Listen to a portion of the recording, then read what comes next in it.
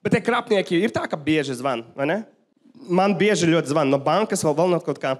Man nesen pirmo reizi piezvanīja krāpnieki no policijas.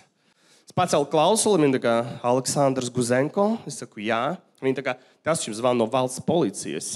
Karoči, mēs apturējām 2 cilvēkus, arestējām, kuri gribēja nozagt no jums naudu, un jūs esat galvenais liecinieks krimināla procesā, un es vienkārši noliku klausuli. Un nākamdien man viena paziņa saka, kāpēc tu noliki klausuli? Varbūt tā bija pa īstam policija. Un es tā kā, jā, un viņi nepārzvānīja. Policija, kā draudzene apvainojās. Zinu, ka pārzvanīs pats. Un tur meitenes sēž, kā draudzenes, jā, viņš pats zvanīs, vai ne? Un jūs dzerat vīnu. Un tā kā... Un pēc tam pēc tā policista pienāk priekšnieks, saka, kas ar to kriminālu lietu par to zakšanu? Un viņš tā kā, tas Džeks vienkārši nomet klausuli. Tāpēc viss, lietas nav. Nevari saņemties uzzvanīt? Uzraksti mums!